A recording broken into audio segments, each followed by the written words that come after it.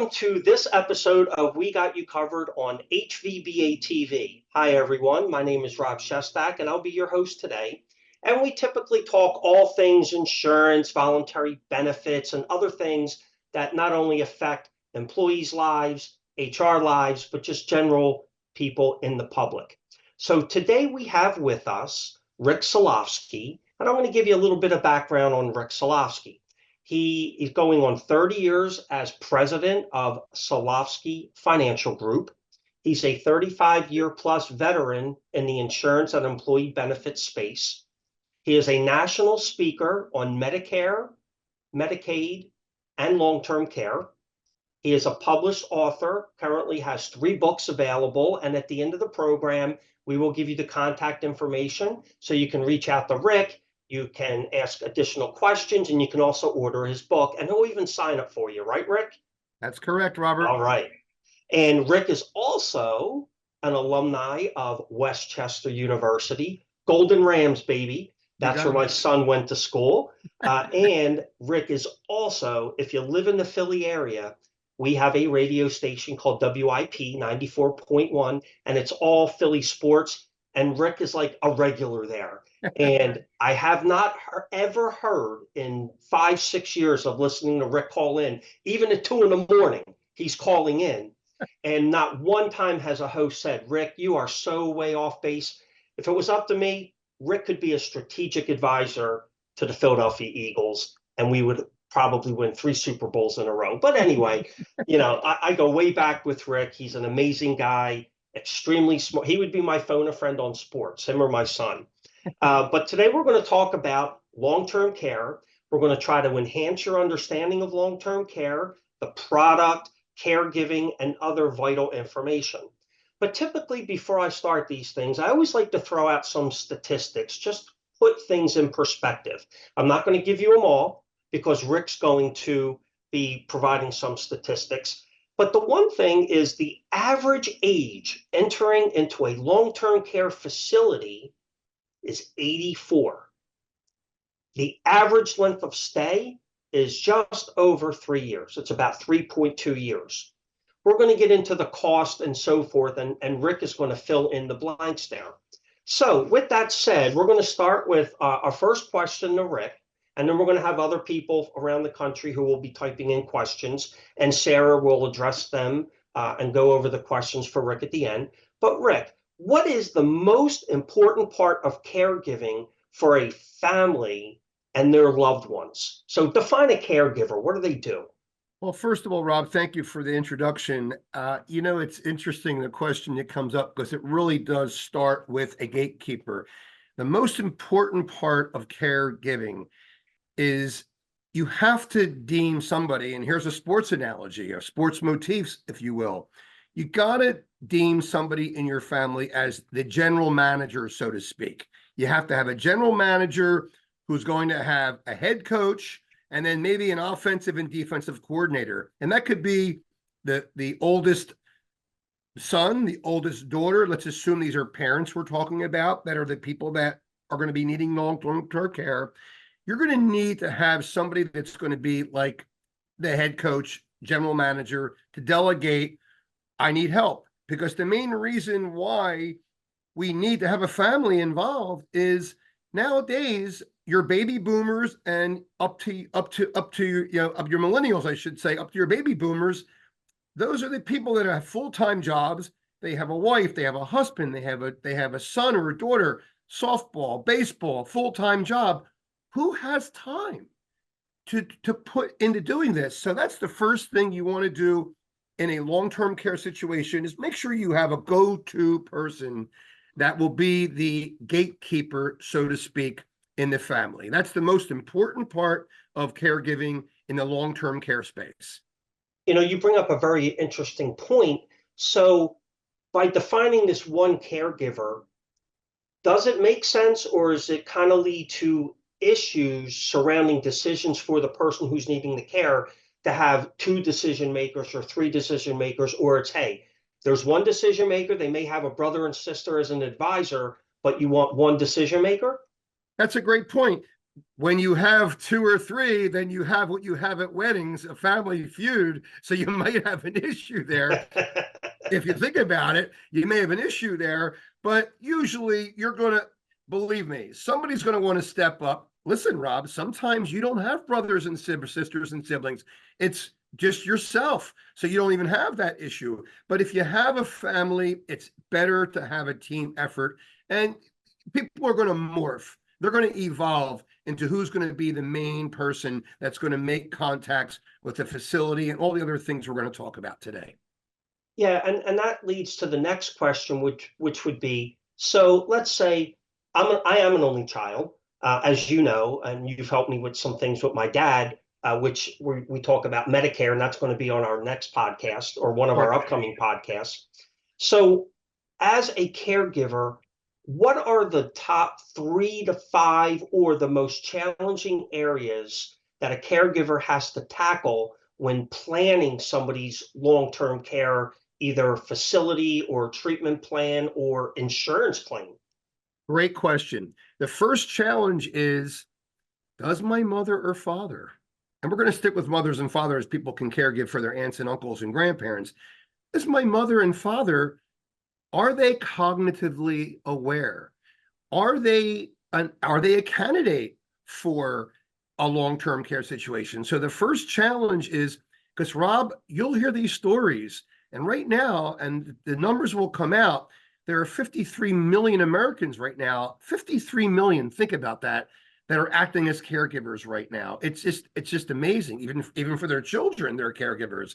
But the first challenge is mom and dad eligible for long-term care? You'll go to your parents' homes, they'll put on a good show for you, and then you leave just being there for a weekend if they're far from you, and the neighbors of your parents are thinking, God, is Rob, is Rick, are they like, do they care about their parents? Do they love them? This is like elder abuse, because the neighbors see what's going on every day, all week. So sometimes, Robert, your parents will put on a good show for you because sometimes they don't want to go to a home. So the first thing is, you want to make sure you have an ability to test them cognitively. And there's a software, which we're going to talk about, that the HVBA will make available to everybody. And it's a free software. We'll get into that later.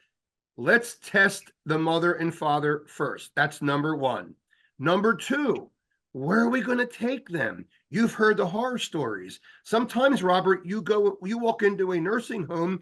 What's the first odor you smell? We don't have to get into it. We know what we smell when we go there. And so we want to make sure you find a facility that's responsible to take care of your parents. And again, we'll get into that software later. We have an amazing software. People are going to want to definitely tap into it to find out where the top 5, top 10 facilities are in your backyard. Another issue is legality. Let's say somebody has a long-term care policy, but now the insurance company doesn't want to pay.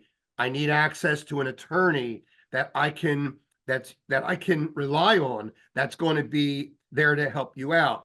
And then I'll just touch on one more, because there's many more. Actually, there's 2 real quick issues. There's mental issues, there's drug abuse and alcohol abuse.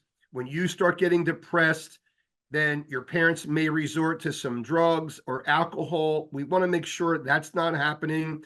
But I'll tell you something that seems very minor. Once you have a mother or father in a long-term care facility, I know it's a long answer, but I hope people are picking this up. Who's going to sell mom and dad's car? Who's going to sell their house? Who's going to sell their furniture? You're not going to have it sit there. So all these things are challenges when people start to become caregivers for their loved ones. It's a long answer, but it covers a lot. And then you did mention a key word in there, attorney. So do they also have to think about things like, if they are in a positive mental state where they can make decisions on their own, things like advanced directives, things like power of attorney and things like that? Because I'm guessing that if they are mentally incapacitated or can't make decisions on their own, and you don't have those documents already signed in advance, it could be a legal battle, correct? Absolutely. You know, if your parents are pretty cognitively okay to a certain extent, they could say, I'm going to get a lawyer to keep my kids away from me. So yes, you got to be aware of all of those things. And let me just touch on one more thing. Not just do you want to make sure that up here cognitively that they're okay or need help, but then you get into, and we'll get into this maybe later, activities of daily living. There's basically 6 of them. Can my parents dress themselves? Transfer, that's getting in and out of bed, bathing, eating, toiletry, continence, how their bowels. But here's one that trumps them all that nobody thinks of, Rob. If all those things are not an issue, is mom or dad harmful to others, or are they harmful to themselves? And if that is a yes, it's an automatic trigger for long-term care policies to kick in and start to become effective. You know, that's a great point, because Rick mentioned something called activities of daily living, which you'll hear in the industry called ADLs, Yes. right? Activities of daily living. So Rick mentioned 6, but it almost sounds like it's like an if then. If the person is danger to themselves, like they cut themselves or whatever it is, you know, that's number one criteria. It ends there. If they have a long-term care policy, automatic approval. If they're not, then it goes to those other 6 items. And for the audience, we know that it's not all 6 of them, but typically what do you see? It's not like you have 6, and as long as you can't do 2, 3, 4, then you'll get approval. Right. Usually your biggest one is when you have a mother and father are still alive, and the mother seems to be a petite person, and the husband maybe over the years got heavy. She's not going to be able to transfer that man into a bathtub, out of a bed. That's really, you don't have to go much further to the eating and the cooking and the toiletry. It's just right there in itself can be a trigger. So, and that's one of the most common ones where, because let's face it, the wife or the husband are the natural caregivers, but then if they're not able to move somebody, you're going to have a lot of issues. So typically, what, 2 to 3, you meet 2 or 3 of them, depending on the policy, and you're good to go with the Most coverage? of them say if there's 2 of them or harmful to each other or harmful to others, that those are your big triggers. But typically your average long-term care policy is going to be 2 of the 6 ADLs. So when we go back to that final, they can't take care, they're harmful to themselves, right? And that's automatic approval, let's say, depending on the carrier, but let's assume that. There's also this thing called instrumental activities of daily living, or IADLs. And that goes to not only them being harmful to themselves, but can they manage their own finances? Can they shop and prepare a meal? Can they clean their home? Can they manage Can they manage their medications? Right? Yes. So we're starting to see them in there. So even though it's not listed on those 1 of 6, but if I can't manage my medications, then that automatically, I become harmful to myself. Absolutely. Happened to my mother. Absolutely. Yes. That's good to know. And that's a big one. That's a big one. There are companies out there nowadays that will help parents with their finances and shopping. And again, through this website that we'll talk about later, people will be able to contact HVBA, and it's a phenomenal software that gives you all of these support systems. It's at the touch of a button with your finger on the keyboard. That's great. So, a couple things. One, if you're a caregiver, the hardest thing to do is talking to, let's just say, your parent, because it's probably the most common one, right? So I'm sitting down with mom and dad, or just mom or just dad, and I'm like, Mom, I really think you need to consider going into a long-term care facility. And the first thing is, I'm not leaving my house. I'm not leaving my friends. I don't want to feel like I'm getting old and all these things. So it's not just, and we'll get to the financial part of it. It's really, there's really a lot of mental pressure on the caregiver, maybe not as equal to as the patient or the person needing the care, but it can be significant mental and stressful for the caregiver. So what do they have to be thinking about before they make a decision that their loved one has to be moved into a facility, other than financial, because we're going to get to that in the second question? Well, don't forget, Rob, there are a lot of policies cover in-home health care. You don't really have to, because that's your first path of resistance there. You want to try to, I always share with people, let's try to take the path of least resistance. Let's try to see if we can get the policy, which do cover this. They also cover home health care. And so you could have somebody, you may not need anybody full-time living in. You could have an 8-hour, you could have an 8 hours a day. That's one option. That's a lot less expensive. You could have live-ins. Having a live-in is a lot less expensive, Rob, than having somebody go to a facility. So there are other options. And again, there are resources that can share with people. Why don't you try that first? Again, it's a lot more palatable to the loved ones. Let them stay home. It's going to be much more of an easier transition. So I've seen two different, let's just say, requirements, inclusions, or exclusions in long-term care policy. So my question when I ask you would probably be an answer, which one is more common that you see? So we talked about home health care, right? So I don't have to take them into a facility, which costs, we'll get into that. But let's say myself, or if I had a brother or sister, or my mom, right? So some policies will say the caregiver can be a loved one, but other policies say they can only be related to the patient, let's say, if they are licensed or certified, or if they're getting paid through an agency. So in my dad's case, he has a long-term care policy. Thank God he's a veteran, because the veterans are taking care of him extremely well. But in his policy, it strictly says that they'll provide payment to a third party as long as they are either licensed or they're working for the facility. But my mom couldn't do it and take care of them. But there's other policies where you can, correct? Yes, there's the very gray area. And right, if you're licensed, make sure you're not the relative. It's going to be a lot easier that way. You're going to have to really find a diamond in the rough that's going to pay, and you're the daughter or the son. It's going to be very, very challenging. So for the insurance professionals on the phone that will watch the podcast, there's really there's more, but there's two primary types of policies. You have an expense incurred and you have an indemnity plan.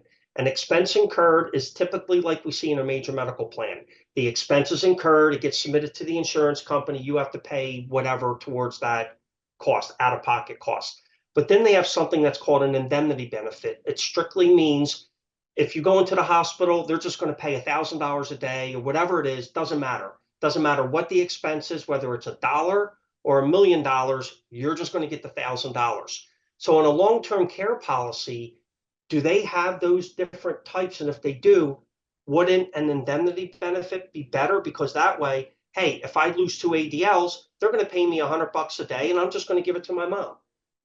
Yeah, it all depends on the situation. It's a great point. Some agents will say, we want that lump sum. Some agents will say, we want it as incurred because we have limitations on these policies.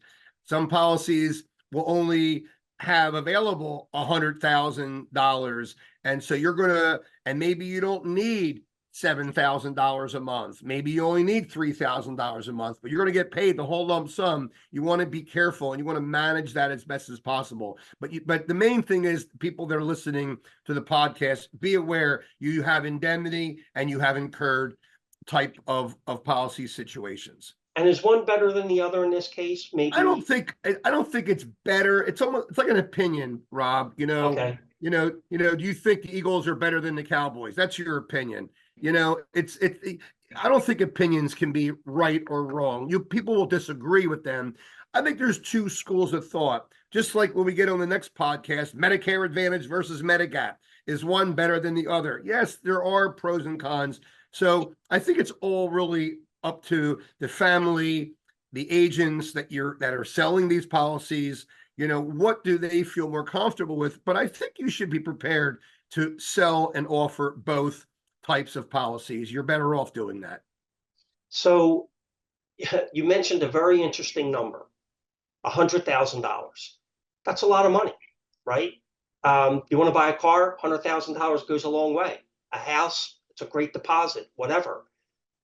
When you're talking about putting somebody into a long-term care facility or a private nursing room or even semi-private, what is the average annual cost per year for facility-based care? A little more than the number that we're talking about. You're talking about $10,000 to $12,000 a month. So you do the math. You're talking a little north of $100,000 a year. So if you are looking at, now keep in mind, the average length of stay is say 3.2 years, right? These are just statistics from the federal government. Right. So in essence, if it costs a little north of, let's say it's $110,000 a year, you should have, if you have no money or you have some money, but you don't want to burn through assets, then you would probably need just around $350,000 a year to comfortably assume you're going to be able to care for that person until they pass away. That's a or good they don't number. need a facility anymore. I agree. That's a good number to absolutely. Because don't forget, things go up. I'm sorry. Yeah, think about it. I mean, $350,000. When we started out in this business, Rick, that was probably $1 million, $2 million life insurance policy, the equivalent to today. Rob, and if the average age is 84 and your parent is 70, what's the inflation factor going to be on that in the next 14 years? Then it could be more than $400,000 or $500,000, and that's double the cost of college. Exactly. And you're talking about, I'm going to maybe purchase a long-term care policy now that I won't need 10 years from now. And that's why in some of these policies, they have the inflation protection, the COLA, COLA, cost of living, attachment points, and some can get 3%, some can get 5%. You're going to want the value of that indemnity or lump sum to go up every year. So when you're finally ready for it 10 years from now, then you're prepared for that change of cost of living. Absolutely. So if you're looking to get an insurance policy, unless you want to find a way to save $350,000 to $500,000 yourself, things that you would want to look for, and I'll just mention some things here, and if I miss anything, let me know, Rick. Sure. One, you want to make sure that the policy is non-cancelable. That means the carrier can't cancel it unless you fail to pay the premium.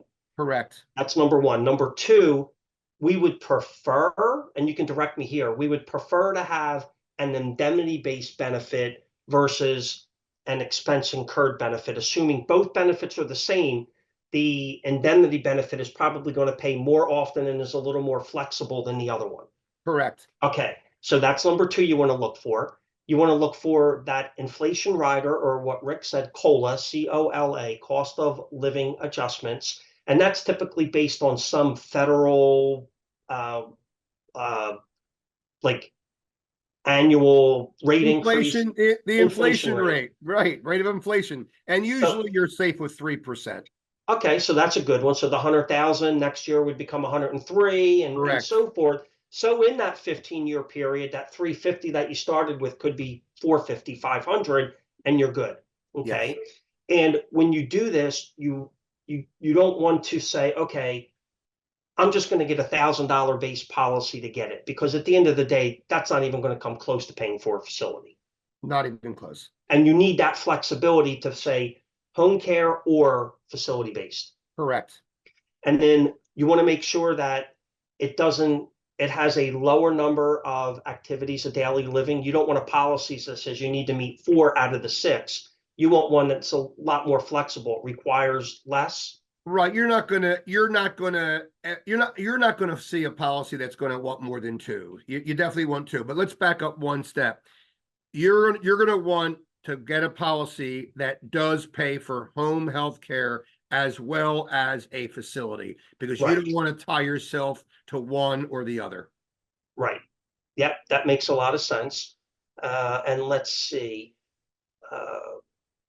I know on my dad's policy, and I don't know if they have these anymore, it's called a return of premium rider. And this is a very interesting, it's called an ROP. And what this does is my dad's had the policy for about 20 years, and he's paid in about $70,000 over the 20-year period. If he needs care, it will cover him up to like $200,000 of care, which is fine. But if he dies, typically the policy, you paid all that premium, the insured dies, money's gone.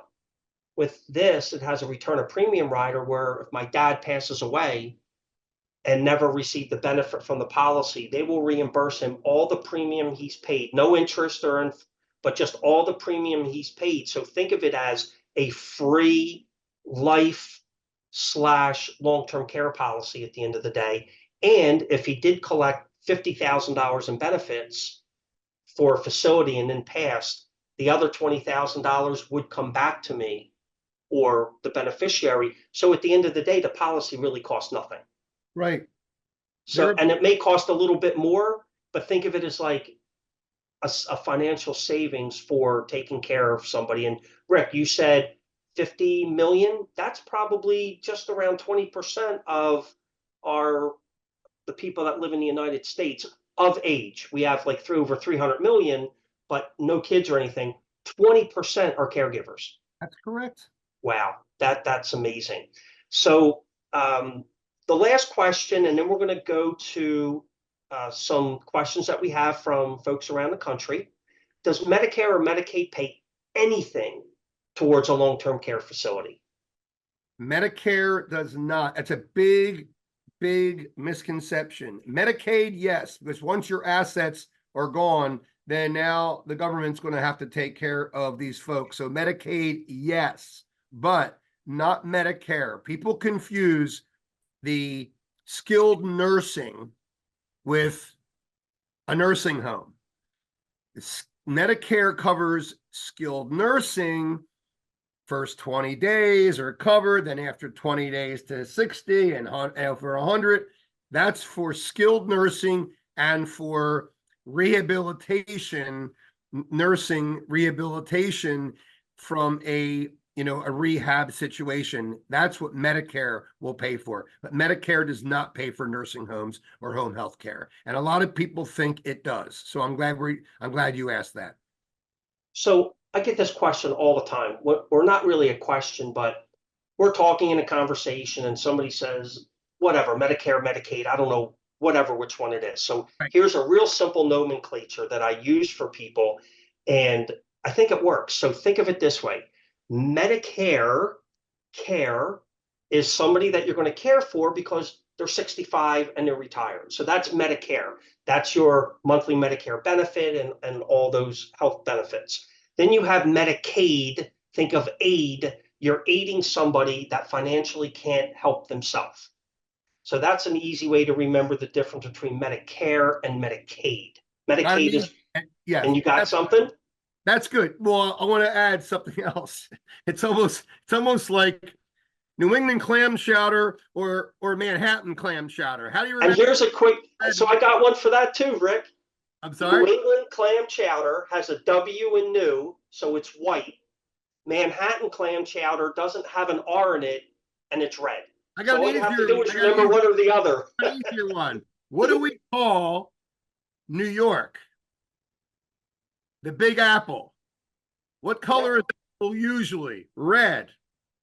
Think of Manhattan. So that's how you remember Manhattan. Oh, I like that too. That's good. I got to remember that. I think they're just going to learn about Medicare and long-term care. They're going to learn about culinary arts too on this podcast. Yeah. Actually, but here's something else people have to understand, because people don't know off the top of their head. Medicare, is that state or federal? Medicaid, is that state or federal? Medicaid is state. Medicare is federal. So although I like the way you explain care, like that, health care, that's Medicare. Aid, that's good, but the state, think of state. You can hear the word state and aid. So Medicaid almost rhymes with state. Medicaid is state, Medicare is federal. Keep that in mind. Medicare is health care. Medicaid takes care of everything, because now you have to dilute all your assets for Medicaid to come in and take over. If you have assets or you have an income, Medicaid will not kick in. And then that's a great point, because we would also recommend reach out to your tax advisor, your lawyer, and they can explain to you what the look back period is. We don't need to go into it, but what the look back period is for assets, where you could start transferring assets over. And let's just say it's 5 years later, that person who needs the care could be deemed indigent. Absolutely. Good question. Okay. Real good. This is really good. This is very informative. Yes. And the last question before, I'm sorry, Sarah, we keep going, but the last question is, so if we look at just Medicare, wherever state you live in, you're 65, you're on Medicare, forget about supplements or anything, same benefit for everybody. It's real simple. Yes. Unemployment is run by the state. So you may have New York that pays $200 a week, Jersey pays $800 a week, and down in Louisiana it pays $50, whatever it is.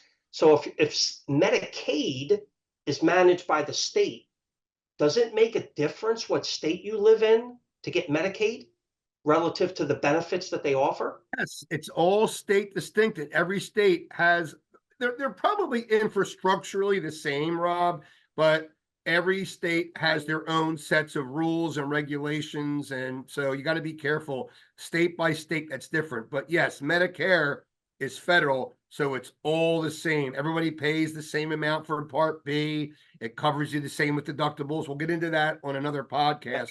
But yes, so just keep that in mind. It can vary from state to state if Medicaid's going to come in and take care of a loved one. So if you know that Medicaid is an option, you may want to say, hey, let's just use where we are, Pennsylvania, but New Jersey may have better coverage. So you may want to think of selling your house or whatever, moving to Jersey and get benefits there. Or is there a residence? That's probably for another call. With that, because they probably can track how long you've lived in a certain state. I'm sure with the way government is now, they're not dumb either, Rob. They will probably back and see, unless you really absolutely had to move, they're going to watch and see, where did most of your state taxes go to? And now New Jersey is going to take care of me. And we never paid a dime to the New Jersey state system. So I would be careful about that bait and switch. I would be careful. Great advice, because people are going to try to do it. Absolutely. So with that said, Rick, this is awesome. And I'd like to get to a couple of questions. So we have with us Sarah Hunt, who is Senior Vice President of the Health and Voluntary Benefits Association, and she's been monitoring different questions that we have coming in across the country. So Sarah, welcome to our call or our podcast. Yes. And would you like to go over the first question for Mr. Rick? Yep. So we got a lot of good questions coming in. So we have John from West Palm Beach, Florida, who shares, my parents are in their late 70s and my father is showing signs of depression, and I fear that he may be resorting to alcohol and medications he should not be taking. My mother is somewhat helpless about this. Can you help? Great question. We hear this all the time. And Rob, we touched on this. There is a software now available where at the touch of a button, Sarah, we got to share with John, we have to get a hold of if people have employers or if they're in a union or if they're any entity. This software is available to everybody on a national basis. With a push of a button, they can get support from this software. It's the most incredible software I've ever seen before, and it'll help with depression. It'll help with alcohol. It'll help with medication allocation. And all this support is at no cost to the people. And it's just phenomenal. A great question. And that comes in a lot. people will start, unfortunately, they'll start drinking a little bit. It's an escape. But remember, these people are older, so they have these medications, and you shouldn't be mixing medications with alcohol. So it's a very common occurrence happening nowadays. What else we have? So Suzanne from Brooklyn, New York is asking, my husband is 75 and I am 74 and a pretty small person. I cannot help him all the time with getting dressed and bathing him, and sometimes even helping him get out of bed. We know we have to place him in a long-term care facility, but we have heard horror stories about these places. How can we trust where to take my husband to be safe at the long-term care facility?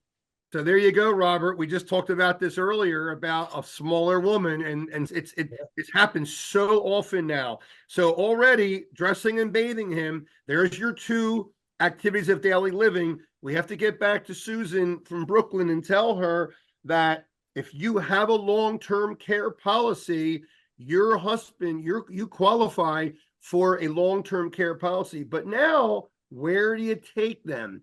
Once again, I don't want to keep beating this drum. This software, please, where the push of a button, Rob, you put in a zip code. What do you hear this?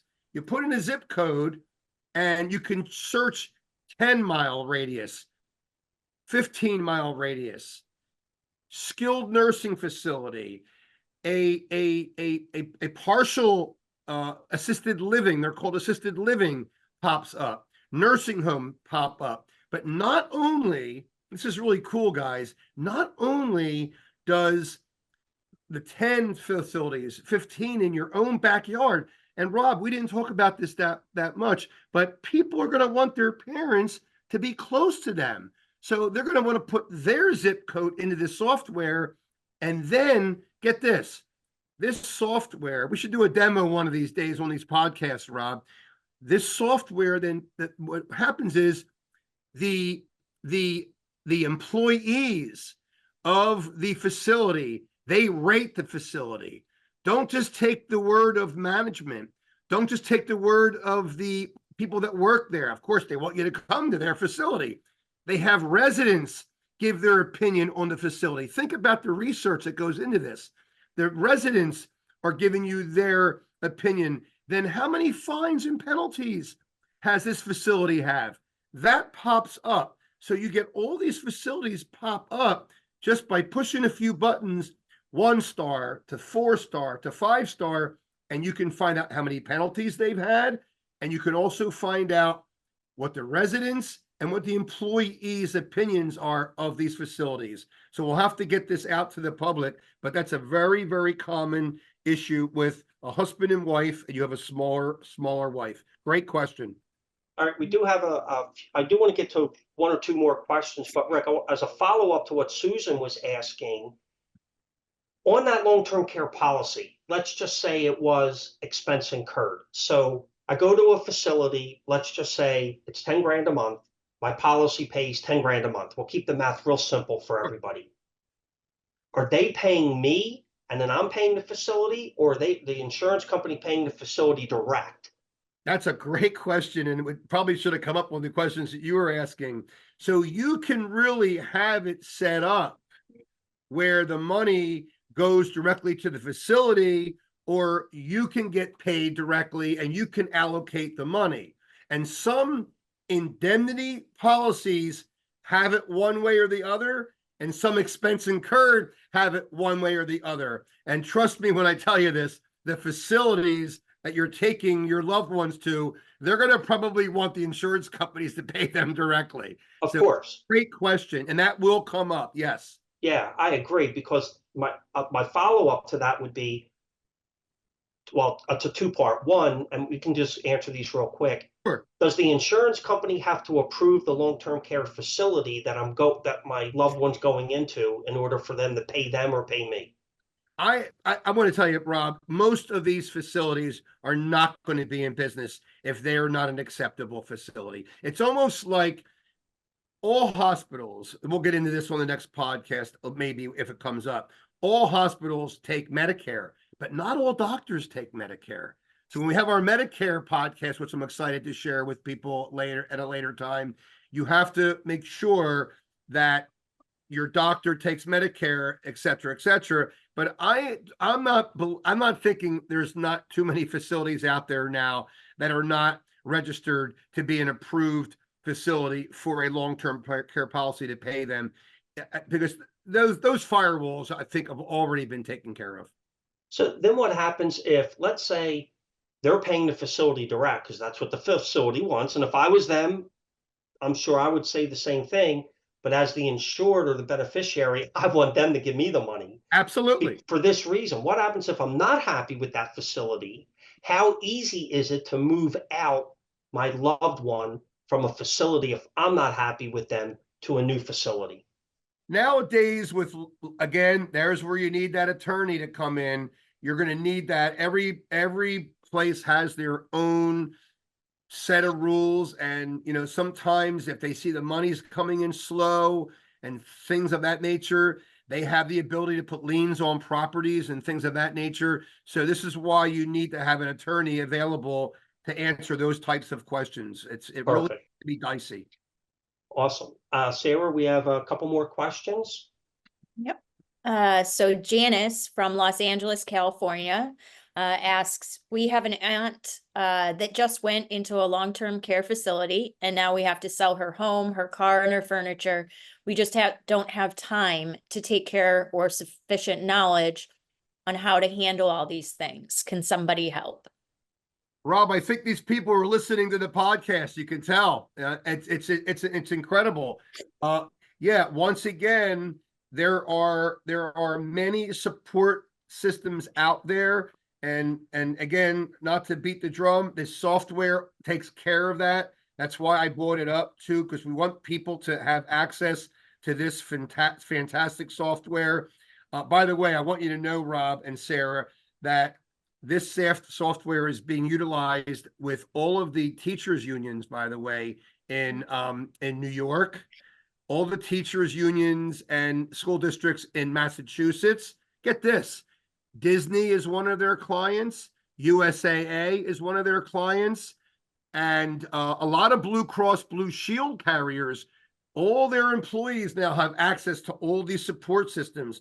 So there are companies that these people can go to, which will take care of selling their home, selling their car, selling this furniture. So this person from California that called in, at the end of this podcast, you're going to see some phone numbers pop up. Please call this number so you can have access to this support system. Great question. Awesome. And I believe, let me see the time. Yep, we have time for one more, and then we'll wrap everything up. One more. Okay, perfect. So Larry from Atlanta, Georgia.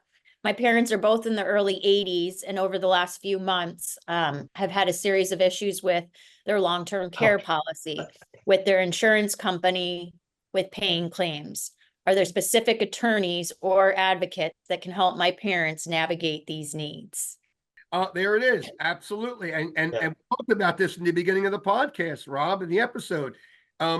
This happens. And now who's going to fight with the insurance company? But you know what? You put the word Esquire at the end of a letter and bang, there it is. So yes, there are attorneys available, but once again, you can get free access to these attorneys. So if you're watching this podcast and you're, I don't know, a principal of a school district, superintendent, if you're a union shop steward or head of a union, please, and let's get you in contact with this company, because they can give you access and support to probate and attorneys and everything that's going to happen. And Rob, I didn't flash it yet. People will have access to my book that you talked about earlier, and I'm going to put an extra chapter in this book. And this is my Health Insurance Revolution book. We'll show the Medicare one on the next episode. I'm going to put a chapter in this book, and it's going to be a long-term care chapter to help people access this software. It's a great support system, and it's interesting how people are experiencing these real life situations that covered the first part of the podcast. We are out of time for today's program, Rick. I thank you very much for spending time with us today to talk about long-term care. And I believe that the viewing audience have gained a better understanding and the importance and how to navigate long-term care, insurance, caregiving, and then understanding it from the caregiver and the person receiving the care's point of view. As always, I thank everybody for allowing us into your homes and businesses for our podcast. Remember, if you have the opportunity, always pay it forward. Have a great day. We will see you on our next episode. Sarah, thanks for managing our questions. And the HVBA thanks you, and have a wonderful day. For information on this HVBA TV episode, please contact us at hvbatv@vbassociation.com.